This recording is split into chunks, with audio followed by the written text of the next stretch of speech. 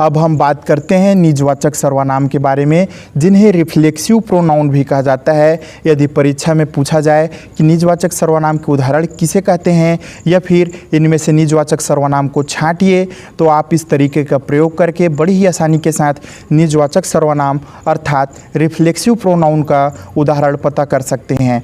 तो आइए जानते हैं कि निजवाचक सर्वनाम होता क्या है। तो सबसे पहले मैं आपको बता दूं कि सर्वनाम 6 प्रकार के होते हैं और इन 6 प्रकार में 6वां नंबर पर ही आता है निजवाचक सर्वनाम। तो निजवाचक सर्वनाम की परिभाषा क्या होती है, आइए देखते हैं। अपनेपन का बोध कराना, तो ऐसे शब्द होते हैं जो अपनेपन का बोध कराते हैं, उन्हें निजवाचक सर्वनाम कहा जाता है। तो ऐसे शब्द कौन से हैं, आइए देखते हैं। उदाहरण यदि इनकी बात करें हम तो हिमसेल्फ मतलब कि स्वयं, या फिर देमसेल्स अर्थात अपने। तो ये कुछ ऐसे शब्द हैं जो अपनेपन का बोध कराते हैं और अपनेपन का बोध कराने वाले शब्दों को ही निजवाचक सर्वनाम कहा जाता है।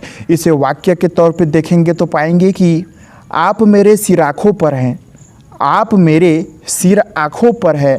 तो इस वाक्य में अपनेपन का बोध हो रहा है। कैसा वाला अपनापन है, आदर सूचक अपनापन का बोध हो रहा है। तो यहाँ पे जो शब्द है आप मेरे, यह निजवाचक सर्वनाम के अंतर्गत है। एक और अन्य वाक्य के जरिए हम समझने की कोशिश करते हैं कि निजवाचक सर्वनाम होता क्या है। तो हमारा जो निजवाचक सर्वनाम है यानी कि जो रिफ्लेक्सिव प्रोनाउन है, इसके बारे में हम बात कर रहे हैं। तो इसका एक वाक्य हम देखते हैं, हम अपने आप कर लेंगे, हम अपने आप कर लेंगे। मतलब कि हम किसी को कह रहे हैं कि आप रहने दो, ये काम मत करो, हम अपने आप हम खुद से कर लेंगे। तो यहाँ पर भी अपनेपन का बोध हो रहा है कि आप रहने दो, हम कर लेंगे, यानी कि हम अपने आप कर लेंगे। तो यहाँ पे कौन सा शब्द निजवाचक शब्द है, अपने आप, हम अपने आप। तो यहाँ पे जो अपने आप शब्द है यह निजवाचक शब्द है, क्योंकि यहाँ से अपनापन का बोध हो रहा है कि आप रहने दो, हम कर लेंगे।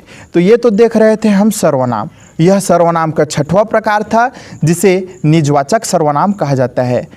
यदि आपके मन में कुछ डाउट हो तो कमेंट करके कमेंट बॉक्स में ज़रूर बताएं, ताकि हम अगली बार डिटेल के साथ इसकी वीडियो बना सकें। यदि आपने अभी तक जो कुछ भी पढ़ा है, यदि इसको आप लिखित रूप में या फिर वेबसाइट में देखना चाहते हैं तो डिस्क्रिप्शन पे मैंने लिंक दे दिया है, वहाँ जा कर के आप इसको वेबसाइट से डायरेक्ट पढ़ सकते हैं। यदि आप इसका PDF फॉर्मेट चाहते हैं तो उसको भी आप वहाँ से डाउनलोड कर सकते हैं।